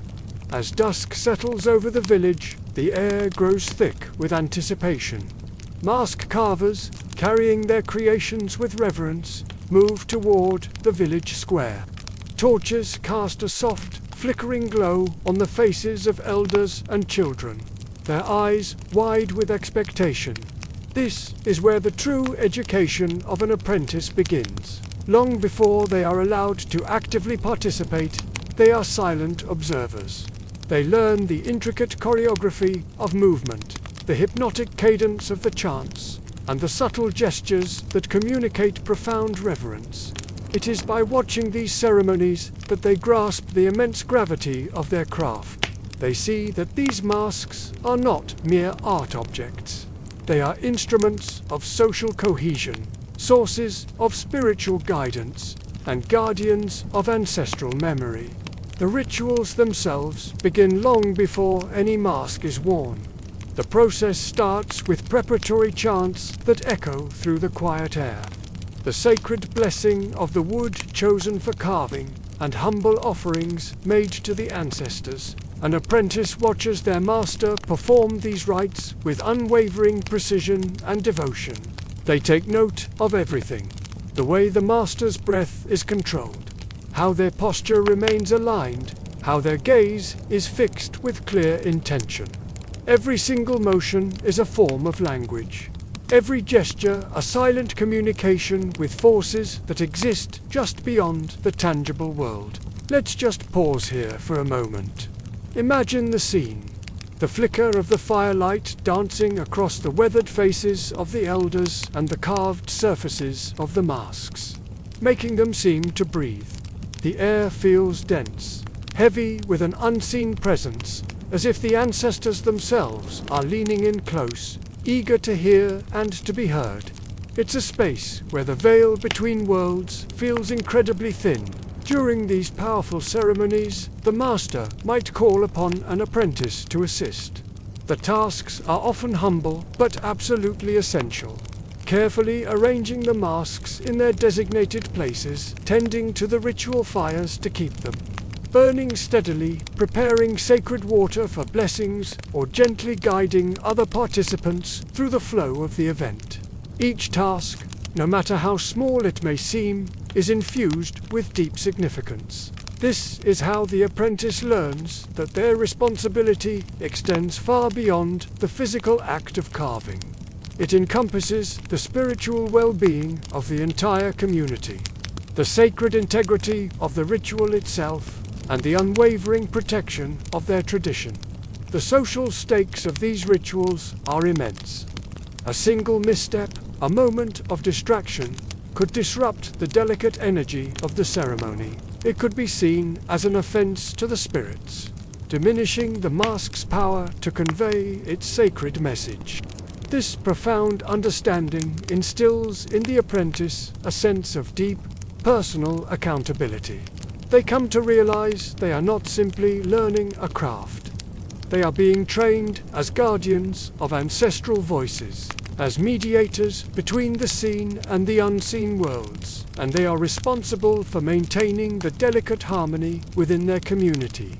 Apprentices are taught to approach every ritual with complete mindfulness, unwavering attentiveness, and profound respect. They learn to watch for the most subtle cues, the rise and fall of the chanting voices, the precise positioning of the masks and the participants, the exact timing of the ceremonial dances, Every single element is interconnected, forming a delicate web that sustains the spiritual equilibrium of the community. Let's pause again. Close your eyes and listen. The steady, rhythmic pulse of the drums and the low whisper of chanted voices begin to blend with the natural hum of the night. The sounds create a sacred space where time itself feels suspended, and every sense is sharpened, acutely aware of the moment. Central to the responsibility of a Chokwe masked carver is the concept of reciprocity.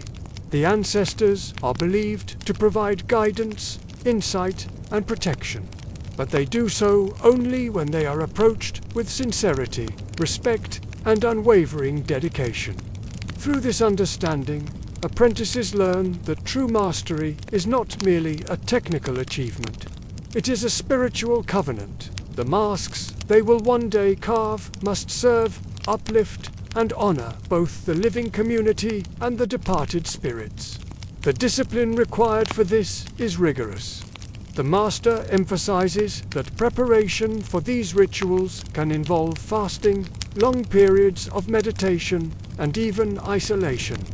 These practices are designed to help the carver attune their spirit with the forces they seek to engage. Apprentices witness and, over time, begin to participate in these preparatory practices.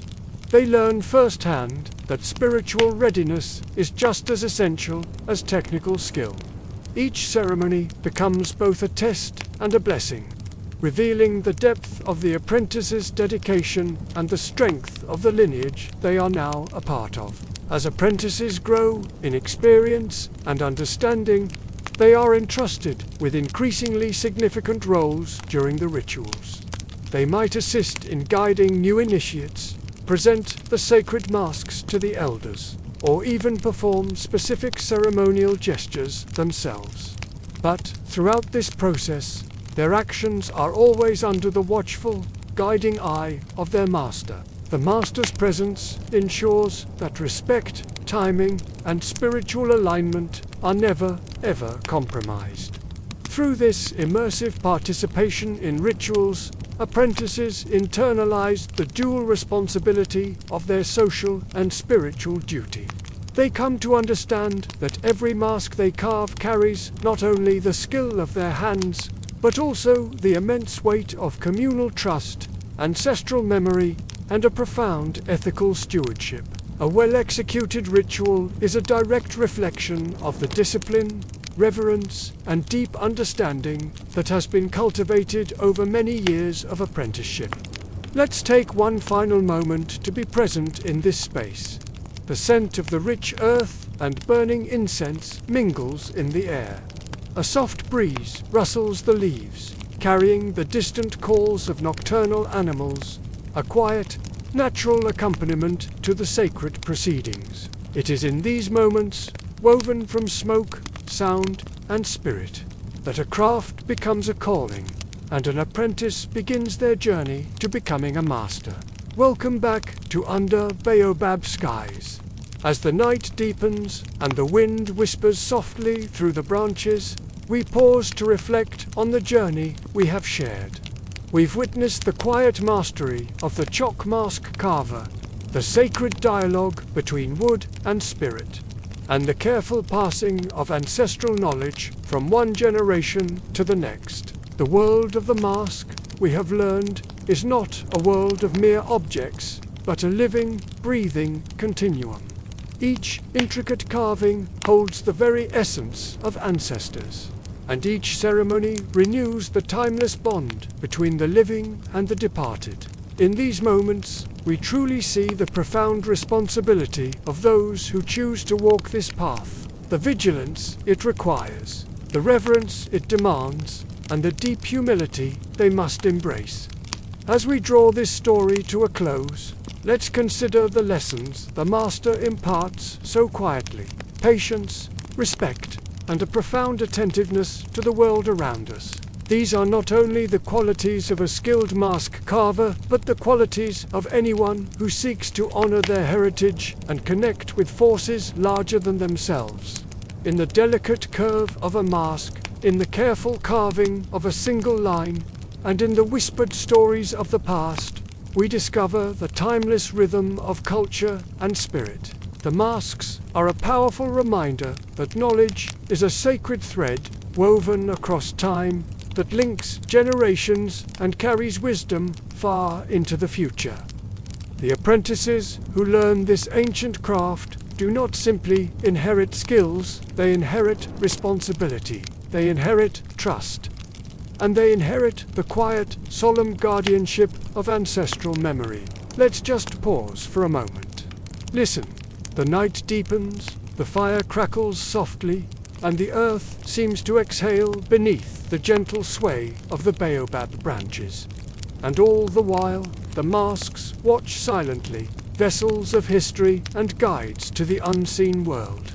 Even in our fast-paced modern times, the presence of the mask persists. It speaks in ceremonies, in dances, and in quiet workshops tucked away from the hustle and bustle of everyday life. This legacy is alive, not static. It is constantly growing, adapting, and whispering its secrets only to those who take the time to listen closely, who approach with respect and genuine care. Every single line etched into the wood, every story shared around the fire, every ritual performed under the stars strengthens the bond between the past and the present, ensuring that this sacred knowledge is not lost to time. The conclusion of this episode is not an end, but an invitation.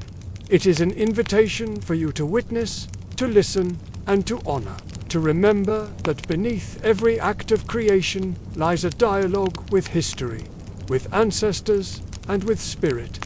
And in every whispered chant, every careful stroke of the carver's tool, and every quiet lesson passed from master to apprentice, there is a powerful reminder. Culture is alive, it is sacred, and it is enduring. As we slowly draw our journey to a close, let the gentle hum of the night, the rustle of leaves, and the distant flicker of candlelight carry you toward a state of calmness and reflection. The masks, the artisans, and the spirits of the ancestors can rest now. Their work complete for the day, yet their lessons remain eternal. And so, with reverence and a newfound, quiet understanding, we end this story. You have witnessed the hidden life of the Chokwe mask carver. You have journeyed alongside apprentices and masters, and you have glimpsed the sacred threads that bind the past and the present together. Remember, these stories continue. They live on in each mask, in each ritual, and in the hearts of those who honor the lineage. Thank you for joining us on this profound journey. If these stories have touched you, please consider liking this video and subscribing to our channel for more explorations into the heart of culture and tradition. Your support allows us to continue sharing these vital narratives with the world. Until next time, find peace in the stories that surround you. You are now under baobab skies.